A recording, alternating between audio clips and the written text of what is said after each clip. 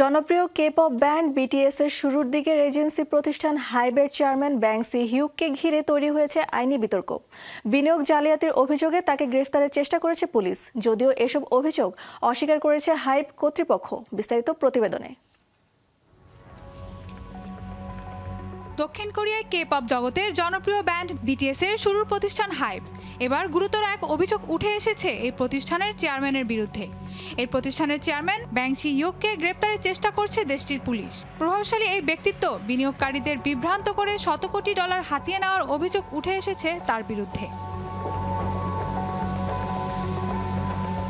Seoul metropolitan police agency জানিয়েছেন তারা ইতিমধ্যেই প্রসিকিউটরদের মাধ্যমে আদালতের কাছে গ্রেপ্তারি পরোয়ানার প্রক্রিয়া শুরু করেছে।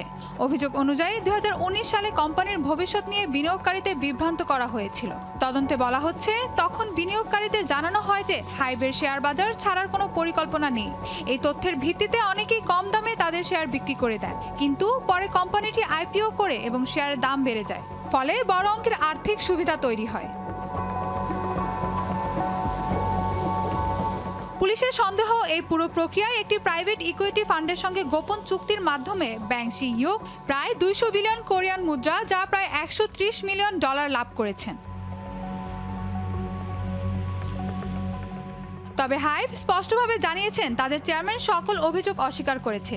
এক্ষেত্রে তার আইনজীবীরা বলেছেন তিনি দীর্ঘদিন ধরে মামলার তদন্তে পূর্ণ সহযোগিতা করেছেন এবং এর পরেও গ্রেফতারের চেষ্টা সত্যিই দুঃখজনক। এই আইনি সংকট হাইবের জন্য বড় ধরনের ভাবমূর্তির চ্যালেঞ্জ তৈরি করেছে, কারণ ঠিক এমন সময় বিটিএস প্রায় 4 বছর পর আবারও পূর্ণাঙ্গভাবে মিউজিক ও ট্যুরে ফিরেছে। সামরিক সেবা শেষ করে সদস্যরা সম্প্রতি সিওলের বড় আকারে কামব্যাক কনসার্ট করেছে, যেখানে হাজার হাজার ভক্ত উপস্থিত ছিল। Mahbuba Mustarin, showbiz tonight.